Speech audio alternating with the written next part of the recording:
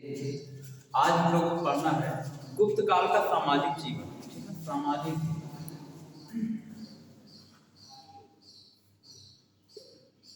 वहां की सोशल क्या थी, सामाजिक जीवन कैसा था? सामाजिक जीवन जिसे हम लोग सामाजिक कार्य भी कह सकते हैं। सामाजिक जीवन ये गुप्त काल का है। गुप्त काल दिख रहा है यहाँ पे, देखिए उसमें इंटेंसिटी बढ़ा है, इंटेंसिटी तो गुप्त काल का देखिए सामाजिक जीवन क्या है। गुप्त काल के सामाजिक जीवन में क्या क्या ऐसे थे, जैसे गुप्त काल के सामाजिक जीवन में देखा जाए तो उस समय जैसे गुप्त काल के जो लोग थे वो सब हिंदू भी थे। गुप्त काल के लोग क्या थे, सब हिंदू भी थे। और हम आपको ये भी बताते हैं कि गुप्त काल में जो है ब्राह्मणों को, ध्यान समझिएगा, गुप्त काल में ब्राह्मणों को महत्व ज्यादा दिया गया। महत्व को मतलब जानते हैं, महत्व अधिक मिला, ठीक। ब्राह्मणों को महत्व अधिक मिला था गुप्त काल में, मतलब इनका मान सम्मान ज्यादा करता था गुप्त काल में, ठीक ना। उसके बाद इसलिए गुप्त काल में ब्राह्मणों को महत्व दिया गया। तो गुप्त काल में ऊंच नीच छुआछूत, ऊंच नीच का माहौल था। गुप्त काल में ब्राह्मणों को महत्व दिया गया। ऊंच नीच का माहौल था, मतलब तुम हम ऊंचे हैं तुम छोटे हो, ऐसा माहौल गुप्त काल में था, ठीक, ऊंच नीच बना। उसके बाद गुप्त काल में जो वेश्यावृत्ति महिलाएं, वेश्यावृत्ति महिलाओं को, वृत्ति वाली महिलाओं महिला कुट्टनी कहते थे। देखिए कुट्टनी कहते थे। उस समय जो महिलाएं वेश्यावृत्ति वाली रहती थी उन्हें क्या कहते थे, कुट्टनी कहते थे। कुट्टनी कहते हैं कि आज तो देखिए कहते हैं उनके घरों जा जाकर तुम कूट दी हो एक, तो कुट्टनी कहते थे। रामायण काल में जो कुटना वाला काम किए कौन किए पता है? अरे रामायण काल के वो तो महाभारत काल में तक नहीं किया, रामायण काल में वो किए ना, उसका क्या नाम है? अरे वो रहते हैं एक कुबरी टाइप की रहती है, छू कर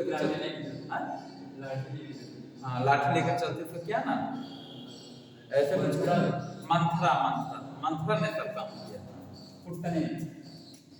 तो देखिए सामाजिक जीवन में ब्राह्मणों को महत्व दिया गया। ऊंच नीच का भेदभाव, छुआछूत उस समय था, ऊंच नीच की परंपराएं थी। वेश्यावृत्ति वाली महिलाओं को कुट्टनी कहते थे, ठीक है। अब देखिए गुप्त काल में हिंदुओं के त्योहारों का अधिक विकास हुआ। गुप्त काल में हिंदुओं के त्योहारों का विकास अधिक हुआ था। उसके बाद जो है त्योहारों का विकास हुआ, ठीक। जो वर्तमान हिंदू रूप है, वह गुप्त काल की देन है। जो वर्तमान हिंदू रूप है वो किस काल की देन है? गुप्त काल की देन, ठीक है। अब उसके बाद देखिए ये तो आपको गुप्त काल हो गया। गुप्त काल का सामाजिक जीवन था, सोशलिज्म था, ठीक।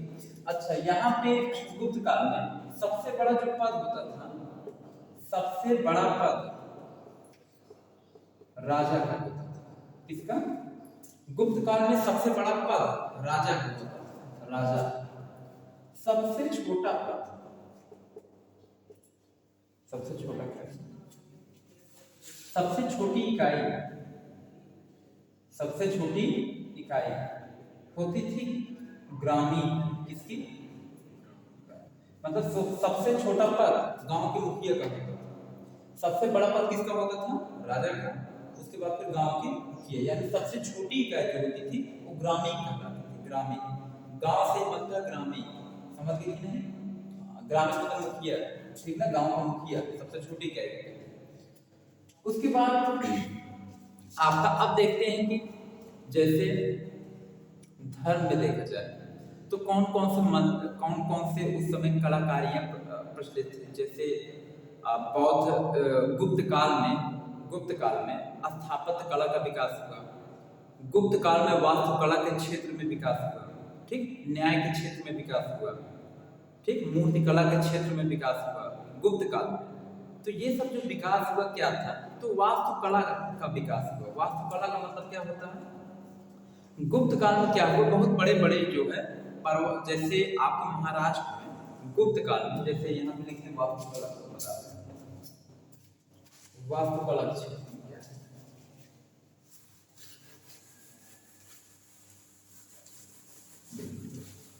वास्तुकला क्षेत्र में क्या आप जानते हैं,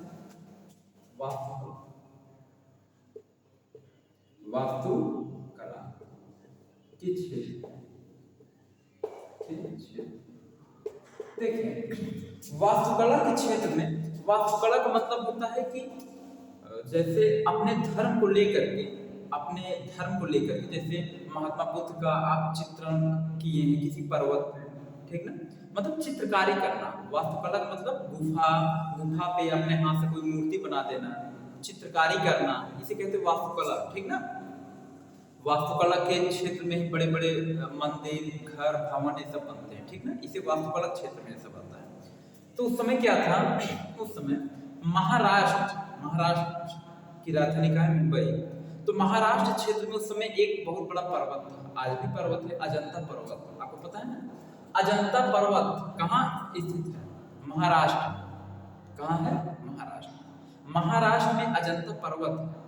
अजंता पर्वत को काट काट करके अजंता की गुफा बनाया गया। उसी अजंता की गुफा में बौद्ध धर्म के चित्र बनाए गए, दीवारों पर अजंता की गुफाओं के अंदर बौद्ध धर्म के चित्र बनाए गए, हिंदू धर्म के भी चित्र बने हैं, जैन धर्म के भी तीर्थंकरों के चित्र बने हैं। ठीक, तो वहां पे जो है कहने मतलब हिंदू, बौद्ध, जैन, अजंता की गुफा में इन तीनों धर्मों का आपको चित्रकारी कला देखने को मिलेगा। ठीक ना, आज कहाँ मिलेगा, अजंता की गुफा में।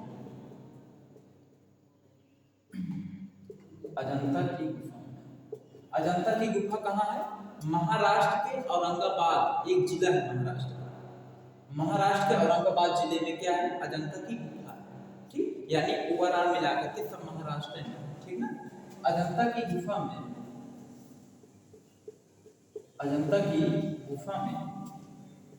हिंदू, जैन,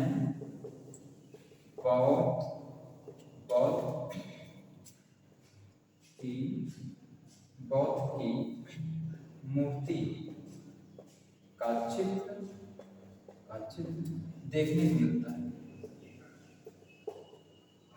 को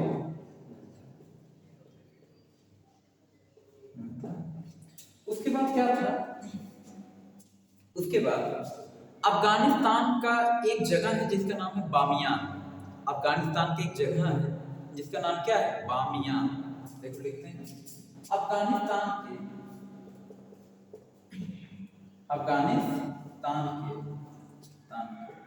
बामियान, अफगानिस्तान के बामियान में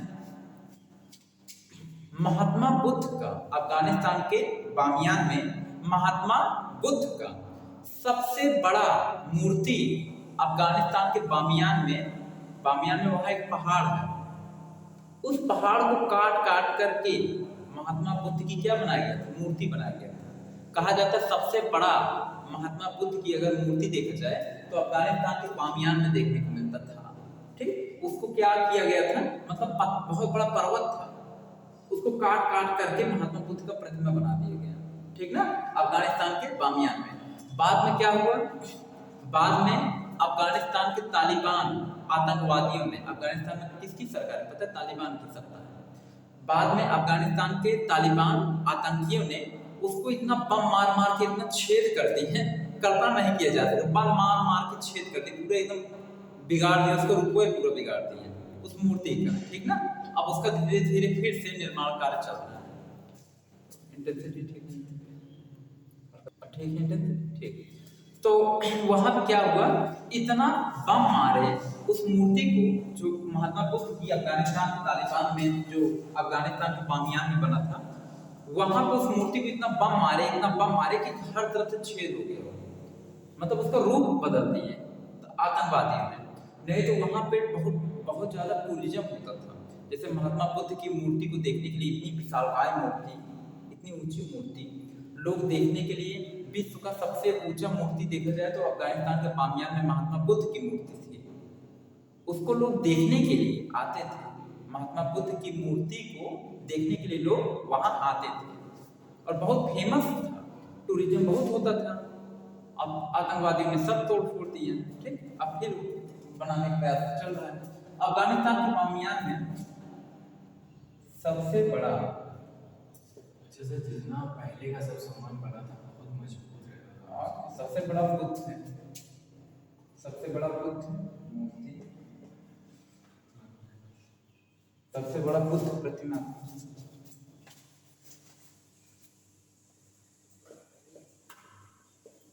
बुद्ध प्रतिमा देखिए, अफगानिस्तान के बामियान में सबसे बड़ा महात्मा बुद्ध की क्या प्रतिमा थी, ठीक। तो ये वास्तुकला क्षेत्र में हो गया, ठीक ना। स्थापत्य कला के भी क्षेत्र में विकास हुआ, ठीक।